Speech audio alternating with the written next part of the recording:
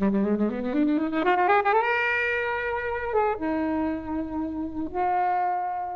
saw this in the cinema. I really, really enjoyed it. It's one of my favourite films that year. I am a sucker for well-made indie teen films. I think she carries a film. Like, yeah, when I was having to write down the synopsis, I thought, yeah, this sounds really horrible.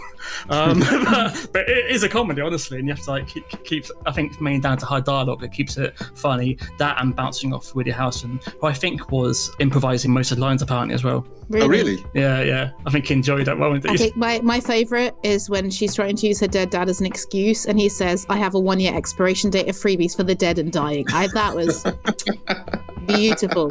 So many lines like that, yeah. Hello, film fans. Joining us today at Flixwatcher, we have Fran. Hello. Babs. Hi. And as always, Kobe. Hi, guys. And we're here to talk Edge of 17. Thank you, as always, to the mighty people for their mighty, mighty tunes. And thanks to Ben from Rockwood Audio for his awesome editing skills. Please do remember to write a review and rate us on Apple Podcasts and anywhere you can do where you listen to the podcast, because it really does help us. And you can join in the conversation with us on Twitter at FlixWatcherPod and on Instagram at FlixWatcher. Hello, film fans. Welcome to this episode of Flixwatcher Podcast. Joining us remotely today, we have Babs and Fran. If you could please say hello to our listeners and tell them a little bit more about who you are and what you do, please. Hi, I am Bárbara Mendes-Jorge, aka Babs, and I am one of the co-hosts with Fran of Over Underrated, a music podcast, where we pick a theme, like a place, like Leeds, or a genre like punk, and we pick a band or artist one of us thinks is overrated and the other one thinks is underrated. And then we make a 5 or 10 track playlists, kind of arguing our point and trying to change each other's minds.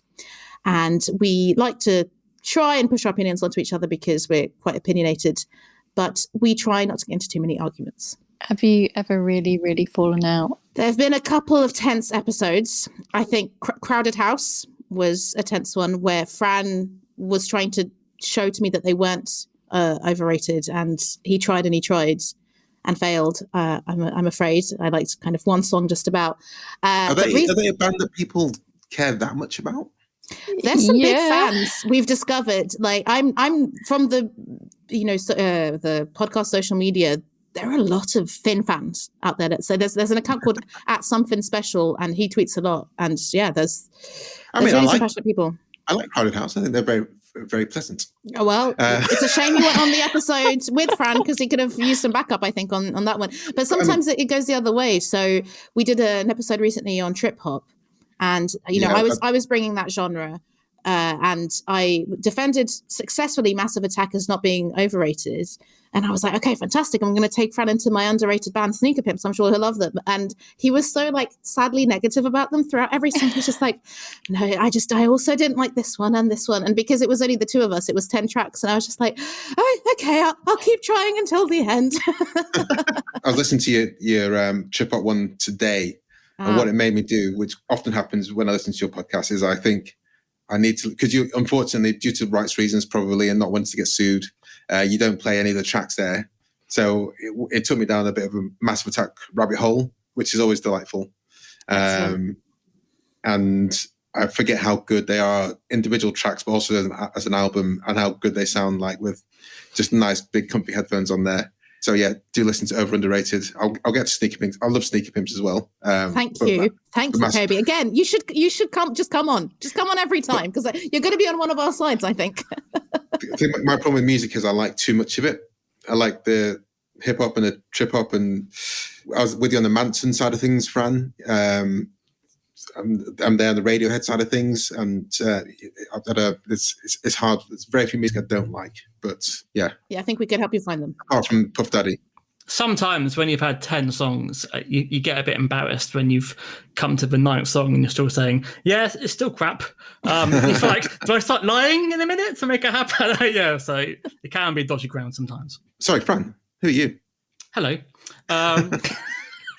I'm a co-host of Under Overrated podcast. I'm occasional music journalist, cinema frequenter, Netflix watcher, and a podcast. So you're using the name of our podcast in that word there. You're welcome. And a podcast addict. I also run a comedy podcast Twitter feed, which does quite well.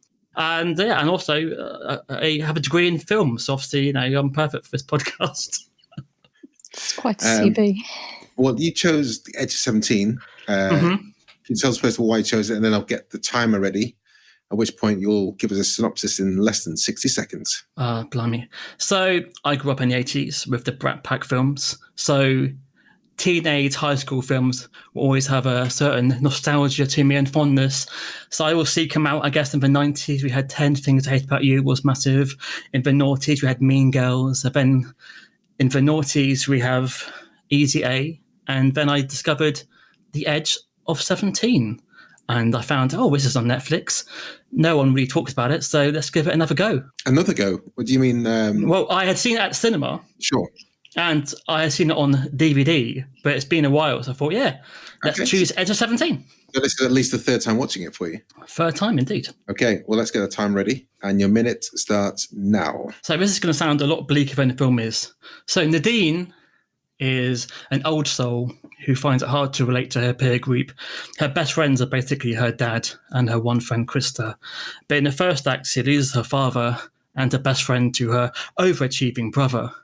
And then she tries to fill the void by shameful, desperate acts and ends up dating a guy who fancies her just because she's bored. She has one friend who's a teacher and is paid to be her soundboard. But will she find her place eventually? I mean, these guys are writing the synopses down. I feel it's cheating. but it sounds all bleak. It's a comedy. It's a comedy, isn't it? Really, but it is. The summary is like deaths and whole. It's well done. Thank you very much for that, Fran. Babs, where are you in Edge of 17? And also a lot of the films that Fran teed us up with I guess Mean Girls, 10 Things I Hate About You. What was the other one you said? Easy A. Easy A, which we've recorded, is on this feed. Book Smart as well, I guess. Yeah, again, another one. We've had a fair few. Done a lot, yeah. Yeah. And The Breakfast Club, which is probably one of the bigger ones. We've done a lot, and some of the new ones as well, haven't we? Like The Half of It. The Half of It. So that's what is weird one. It's got a weird name. Some of the new ones. I was going to choose First Beauty's Day Off until I found out it doesn't exist in Belgium. So I thought I'd carry on in the same high school road, and I found Edge of 17. I thought, why not? So I only heard about this film recently, I think from going through the Netflix algorithm. I'd never heard of it, which really surprised me given that it's got Hailee Steinfeld, Woody Harrelson, Kyra Sedgwick. And I thought, okay, I love a coming of age film, so let's get into it. But you never know what it's going to be like. I enjoyed it more than I thought I would. I think those three actors that I just mentioned are really good and their performances carry it. But it was a lot funnier than I thought it would be. There's a lot of funny quotes and funny moments, especially coming from Woody Harrelson. And I thought the teacher character that Woody Harrelson is playing, Max Brunner, is a bit more nuanced than the average teacher character. And he doesn't do a lot of talking. A lot of it comes through with the acting. And then when he talks, it's quite funny. And the mother character played by Kyra Sedgwick, Mona, she's clearly a bit troubled and a bit fragile, but it doesn't delve too much into that. It isn't a caricature. You feel empathy with her, and you feel like, okay, as much as you might feel sympathy for the main character, as Fran said, she gets up to all sorts of things and makes very bad decisions. So you can empathize. So yeah, I enjoyed it. Thank you, Fran, for picking it. Helen, how's it initially rank in the plethora of teen films that we've had here?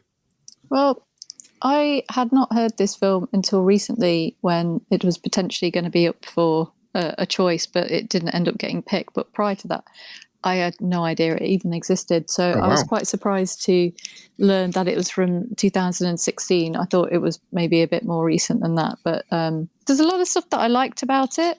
But having reflected on it, I kind of feel that there was too much going on, and maybe it could have worked a bit more as a series and kind of like fleshed out some of the bits going on, because I feel like she basically ditches like her best friend like really instantly, and this is like her one true friend, like her only friend, and they've got this like really great relationship, and she just goes, see ya.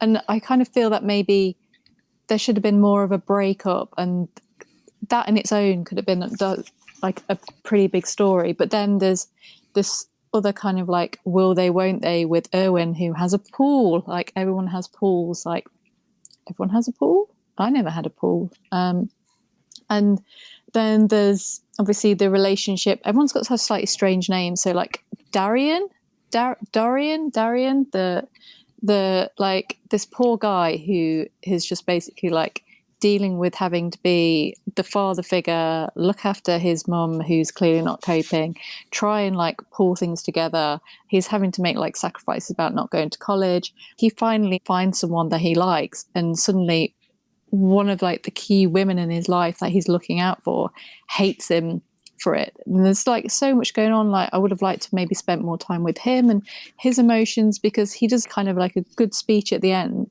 and it's just like, you know, he kind of like comes across maybe as just a bit of a face, but he's actually like really emotional and holding things together. So just there was a lot going on crammed in, and I think maybe a bit more time for it to breathe and a bit more reflection. It had a lot of potential to go a bit deeper. Babs, you can mention your series. Oh, well, yeah, I think Fran and I both raised our eyebrows when he said this would have been better as a series, because literally just before we joined you, I told Fran that I'd looked up that she was meant to develop it into a series with YouTube Premium, I think in 2018, but in May 2020, pandemic, it got cancelled. And Fran was saying, I think you said, Fran, I can't really see this as a series. So clearly, two differing opinions. Yeah, I can't really see it as a series. I think I'd find it difficult with Nadine as if she was the main character in it as a series. Maybe if it was a series to split out into other parts, but I still don't think I'd watch it as a film. I find it quite nice, a nice kind of length. But she's one of those characters where I understand where she's coming from and where she feels the kind of disappointment and the world's, you know, everything's against me. But at the same time, it isn't really, and a lot of that's her own construct. And people have dealt with, you know, parents dying or loss of relatives, and still go on to have like, I don't want to say fulfilling, but engage in relationships with other people. And she always was a bit of an old soul. But I still find, I think it's quite nicely played by Hailee Steinfeld. I think she's one of my favorite recent actors. I think she's great in the Marvel film she's in, the Marvel TV show she's in. I can't think of words today, guys. Is it WandaVision? No. I have no idea. I don't watch Marvel films or anything really. It's the one with the arrows. Hawkeye, yeah. So she's great in Hawkeye. She was great in True Grit when she first started. I really like her in Pitch Perfect when she comes into it. So Hailee Steinfeld, I think, is a really, really good like screen presence, and she plays the character perfectly in this as well. And I understand the angst of like your best friend and your sibling hooking up, and then suddenly that relationship is like fucked. There's no other way to describe it. It's just not good for either of you. And as much as she probably wants it to be happy and good, at 17, that's not the place you want it to be. It's like maybe when everyone's a bit older, a bit more mature, then that's the kind of relationship they can let develop. But when you're trying to protect your own friendships, but the only friend you really have, then it's hard when you see that happen. So I was on her side, but there's so many times you just kind of think, oh, you're a bit of a dick though as well. But that's great. But it was great to have that kind of nuanced and layered characters as a main protagonist. And then I felt sorry for getting on with this guy who's turned out to be a massive dick because, hey, teen movie guys. But then she kind of led on Erwin as well. I don't think I'd spend much more time with her, but I think she's a great character, and I think Hailee Steinfeld played her really well. How did you deal with the text scene? Did you screw him or? The Facebook message. Yeah. That was absolutely hilarious. Have you done that before? Similar, you know, yeah. Like I'm with you, Kobe. Like you can tell you're like, why are you making these bad decisions? But I empathized with her so much because I think I was very similar as a teenager. And yeah, I'm 34. She's half my age, but I think I feel closer to 17 than I do to 51. That's for sure. And I thought the two love interests especially, they were so perfectly in tune, where it's like the gothy, emo-y sort of, you know, hair, fringe over the eyes, clear dickhead. Obviously, even though actually that was quite nuanced because, he didn't treat her bad. I thought that was dealt with quite deftly, actually. And I thought Owen was the standout support character because he's so awkward and it's so natural and so believable. Him and his big pool. He's 11 years older than her. Really? He's 11 years older than he's born in 1985 and she's born in 1996. 1985? Yes. He would have been late 20s. Yes. Wow. Which explains why his body was so defined. Is that the reason? Like, that's the only reason. At that age.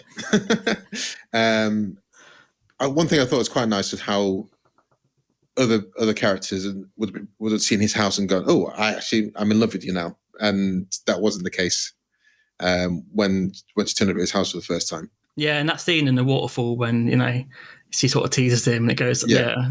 I think I've flirted with a girl just because I wanted attention, so I could understand that awkwardness. I think the casting is done very well because it could have gone a lot darker, and it doesn't really send the film in that sort of like bleak direction. It can still kind of be a comedy afterwards.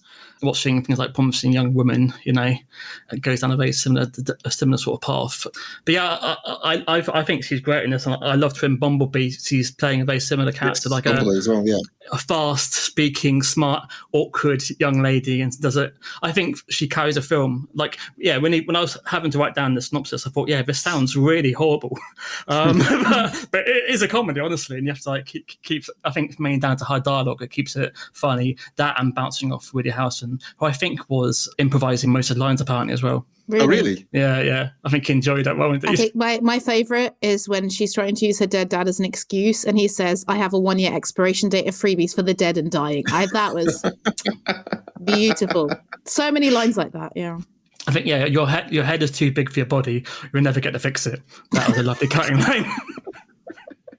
Yeah, I thought Woody Harrelson was great in this as well. I saw this in the cinema. I really, really enjoyed it. It's one of my favourite films that year. I am a sucker for well-made indie teen films, and this is one of my favourite recent years. So, Woody was great in this, and I love the way that she'd underestimate him or undermined him in a way. They had a kinship, but didn't think that he was worthy of having a wife and a kid, just because she maybe never even asked. She probably just turns up all the time. She's in her own world, in her own bubble. He's a teacher. He's empathetic towards her, and he entertains her nonsense. And but at the same time, she hasn't said, "Do you have a partner?" She's so self-absorbed that it's. But at the same time, I don't think I ever asked any of my teachers if they were married, because I would have found it really weird. Yeah. But that's not the relationship they have. Fine line. So. Yeah. Did you guess their pay grade? $45,000. Yeah. Mm-hmm. It's kind of interesting that the kind of like teacher roles in this, like if you actually said anything remotely like that in a real classroom, then you would lose your job. Yeah. Yes, it's interesting. In these kind of films, you can it's standard, like the amount of American films where it's like you can't do that in schools. Do you think that the opening scene when she says she's going to commit suicide works? I don't know. I enjoyed that actually, because I was thinking like strange way to open, and you forget about that scene, and then as it builds to it, you're like, oh, you're going to finally find out. That was like a little mystery section.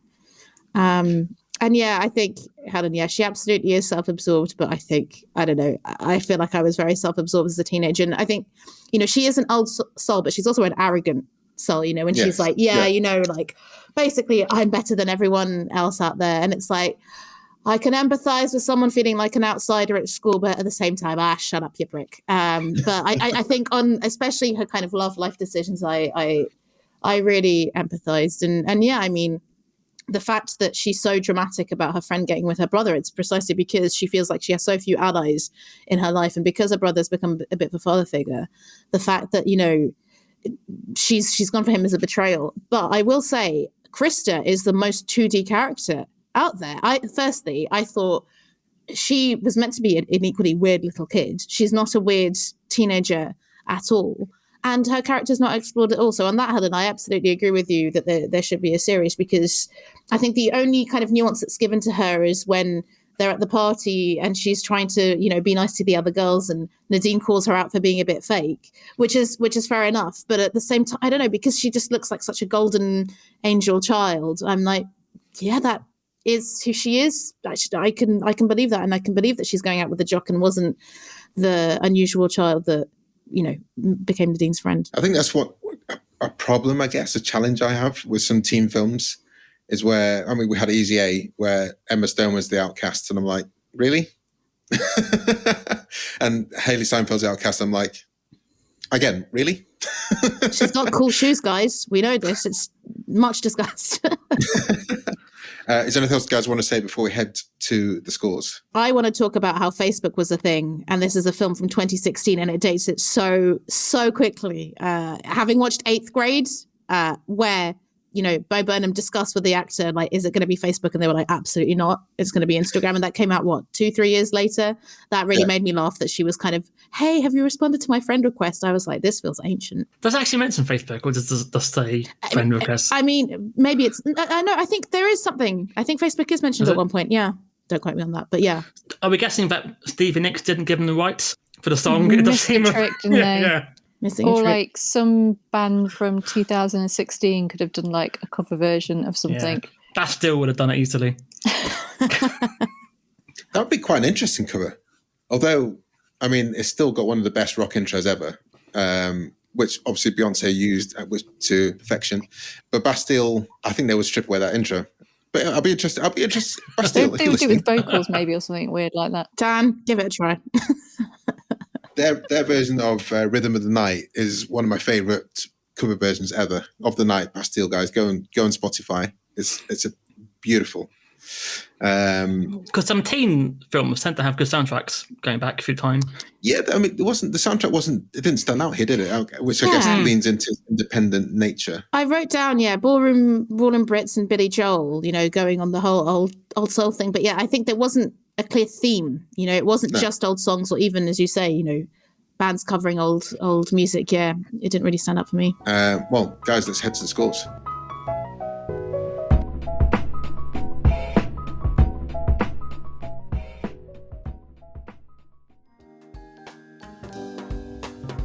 I'm Helen O'Hara, film journalist, author, and host of Women vs. Hollywood, a new podcast from the Stripped Media family.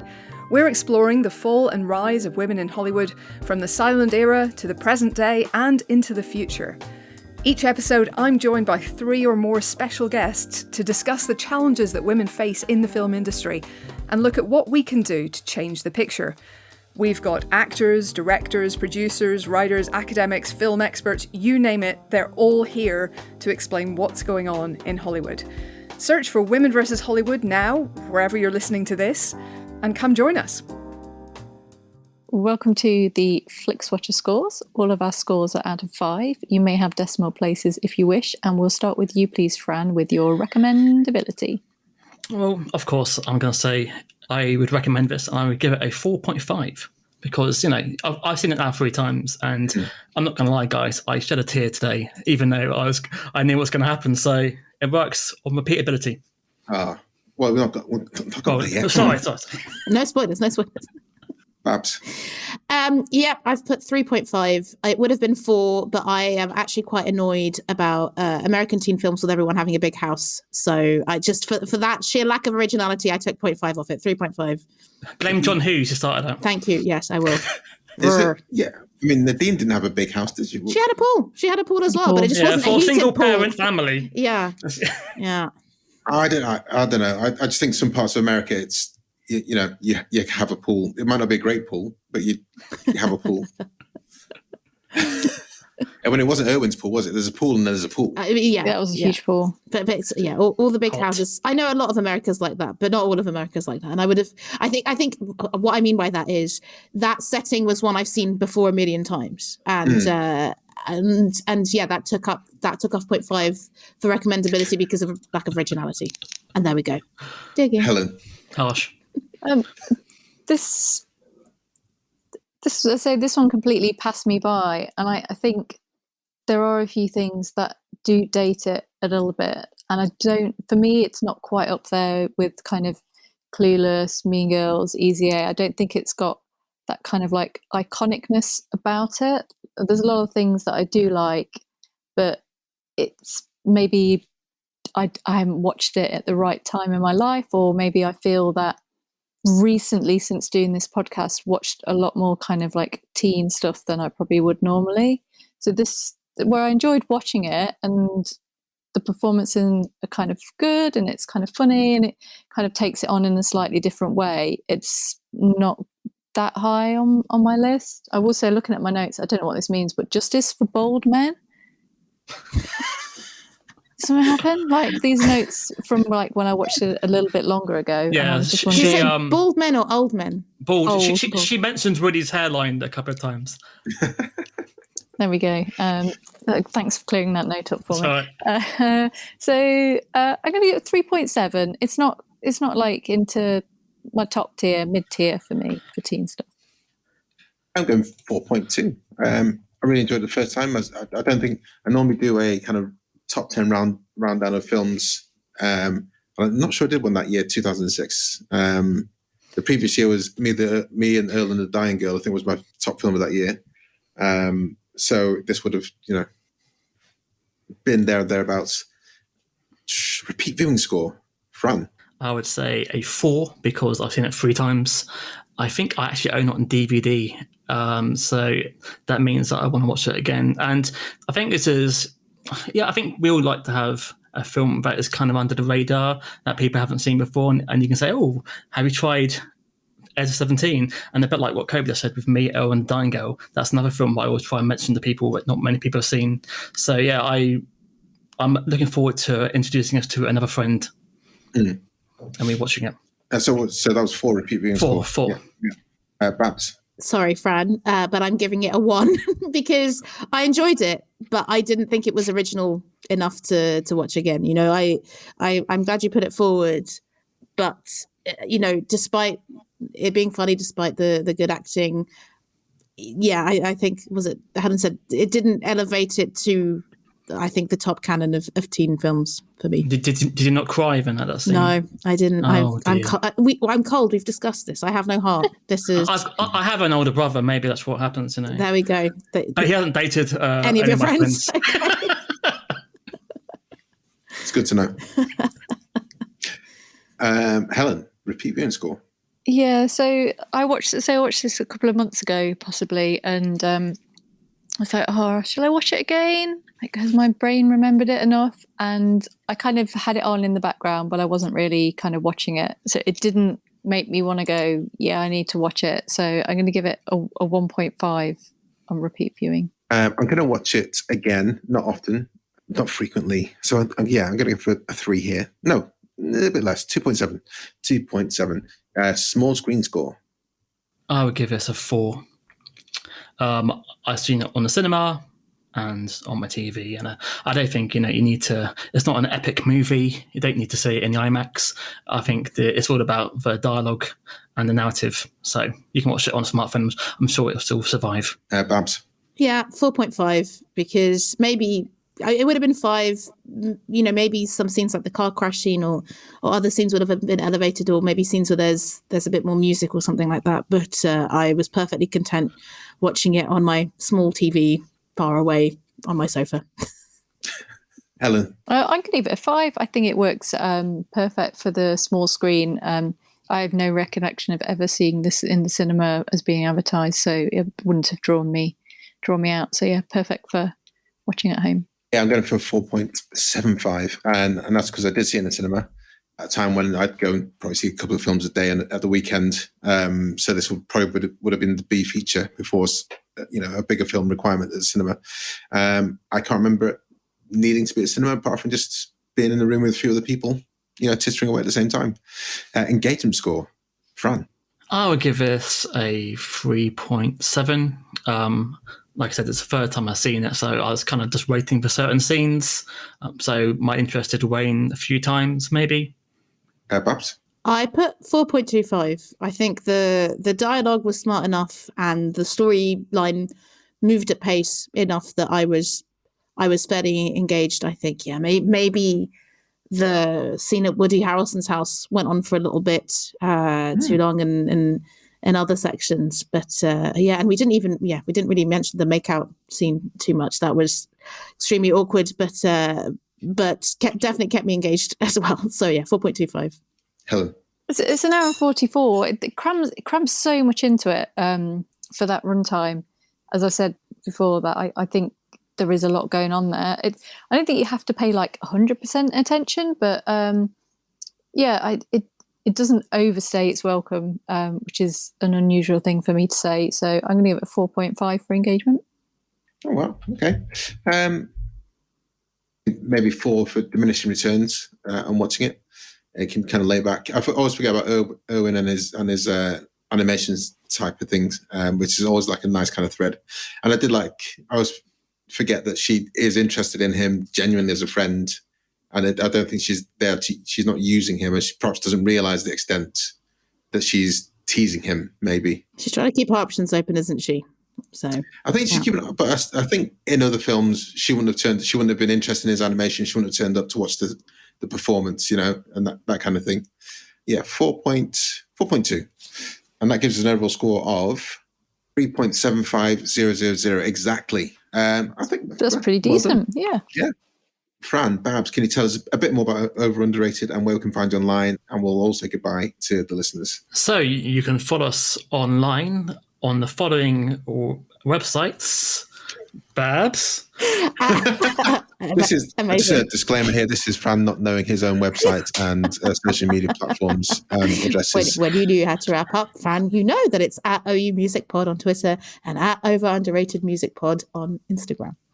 When we started the podcast, we made it clear I will do the editing and she did social media, and we've never crossed paths ever since. Never the two shall cross. Yes. That's not true. You did one of the videos, one of the promo videos.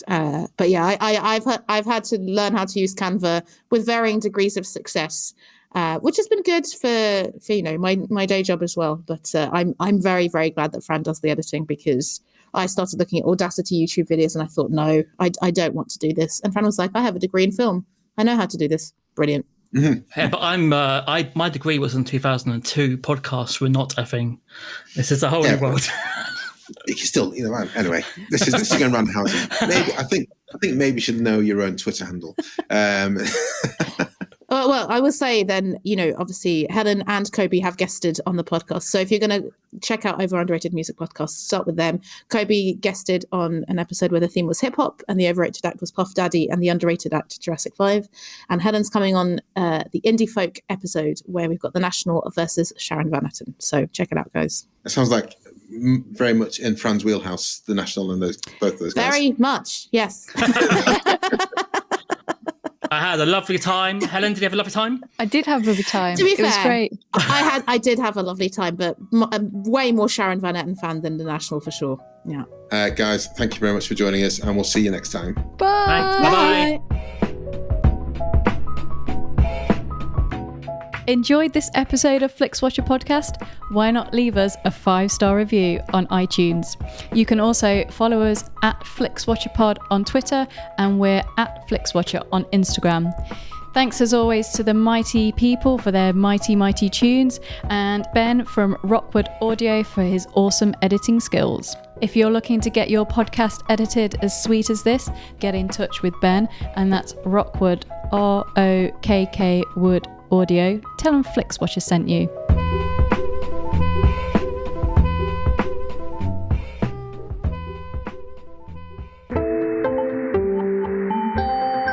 You just heard a Stripped Media production.